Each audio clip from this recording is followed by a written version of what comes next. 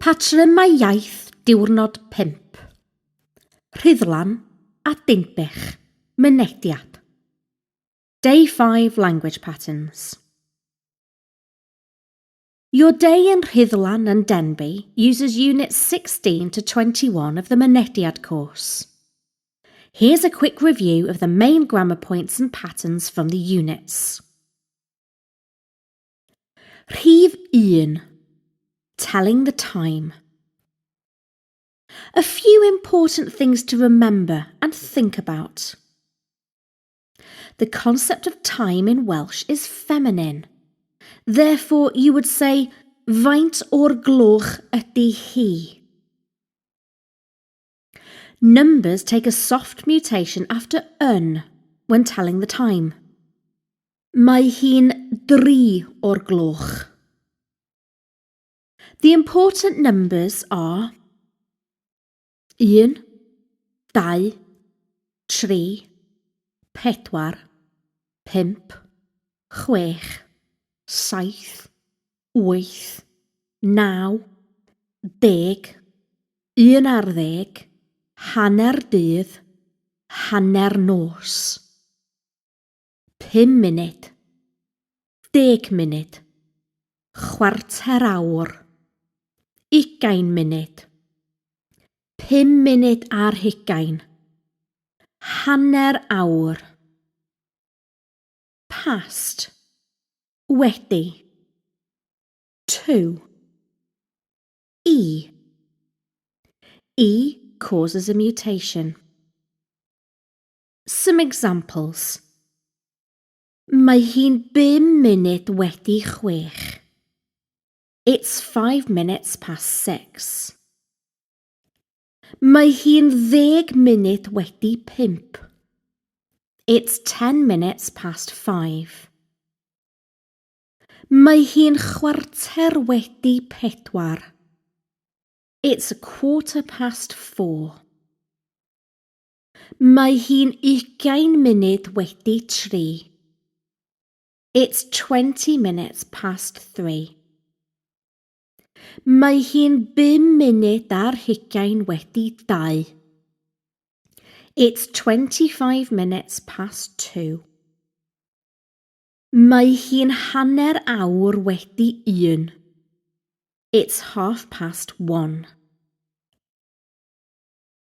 Mae hi'n 5 munud i 2. It's 5 minutes to 2. Mae hi'n 10 munud i 3. It's 10 minutes to 3. Mae hi'n chwarter i 4. It's quarter to 4. Mae hi'n 20 munud i 5. It's 10 minutes to 5. Mae hi'n 5 munud ar 20 i 6.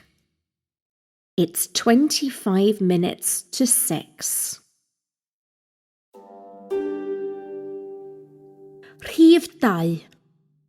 Rhifau a phres. Numbers and money. Money, pounds and pence, are feminine. Therefore, we need to count 1, 2, 3, 4. It's also important to remember that with numbers, when counting in Welsh, you use the singular for pounds and pence after the number. Pound, pint, ceiniog, pence. 1 bint,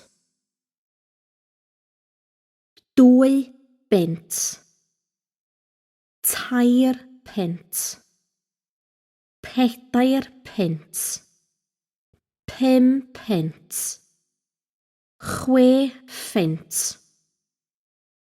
1 geiniog, 2 geiniog, 3 ceiniog, 4 ceiniog, 5 ceiniog, 6 cheiniog.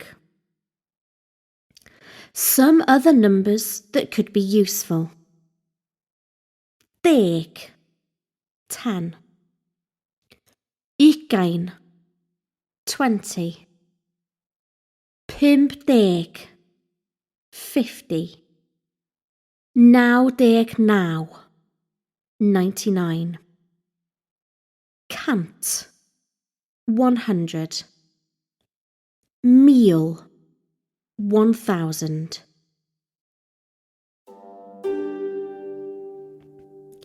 Rhif 3. Bydd, bod. To be in the future tense.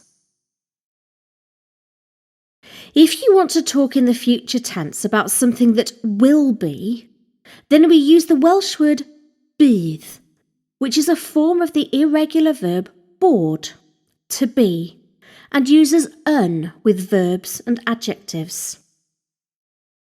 Mi fydda i'n mynd i'r castell.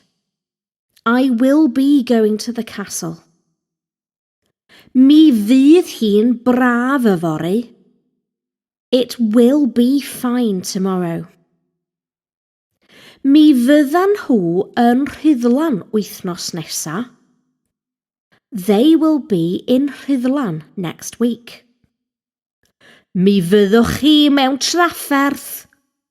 You will be in trouble. Fydda I ddim yn mynd i'r castell. I will not be going to the castle. Fydd hi ddim yn braf yfory. It will not be fine tomorrow. Fyddan nhw ddim yn Rhuddlan wythnos nesa. They will not be in Rhuddlan next week. Fyddwch chi ddim mewn trafferth. You will not be in trouble. The full pattern is summarised in the following table.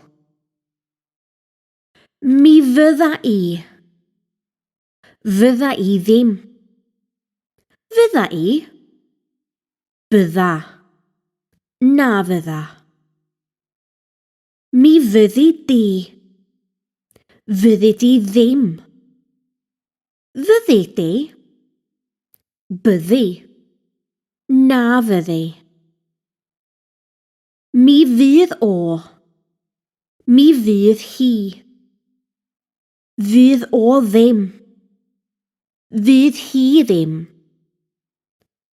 Fydd o. Fydd hi.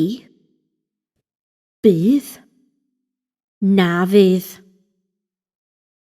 Mi fydd Edward. Mi fydd y plant. Fydd Edward ddim.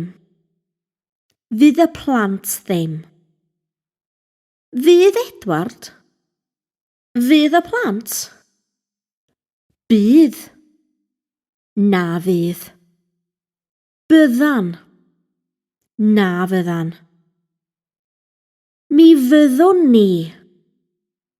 Fyddwn ni ddim. Fyddwn ni.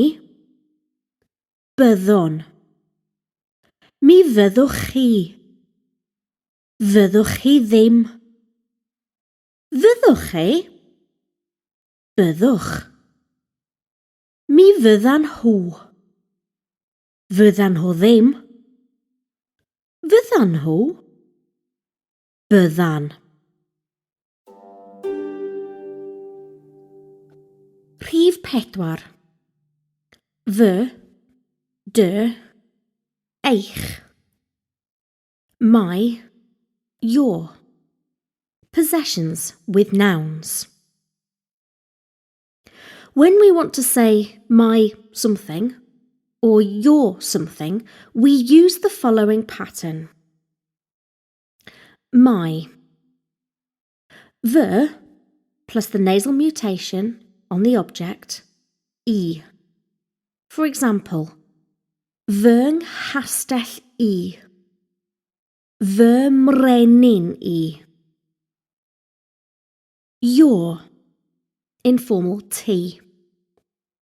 Dy plus the soft mutation on the object, D. dy gastell di, dy frenin di. Your, chi, plural or formal. Eich, with the object, chi. Eich castell chi. Eich brenin chi. So the difficulty in this is that you need to be really confident with your mutations. The following letters take a soft mutation.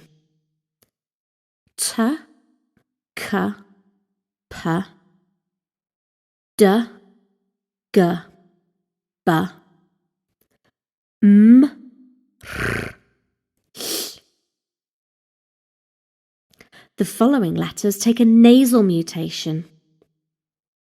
T, k, p, d, g, b.